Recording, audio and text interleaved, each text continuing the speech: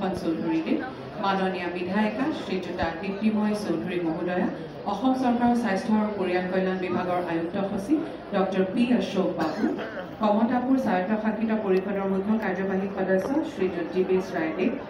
বঙাইগাঁও জিলা পৰিষদৰ মাননীয় সভানেত্ৰী শ্ৰীযুতা মৃদুলা সিংহ মহোদয়া আৰু বিশিষ্ট সমাজসেৱক শ্ৰীযুত উজ্জ্বল কান্তি ৰায়দেৱ এতিয়া অসম সংগীতৰ বাবে সন্মুখত ব্যক্তিক থিয় হ'বলৈ অনুৰোধ জনাইছোঁ।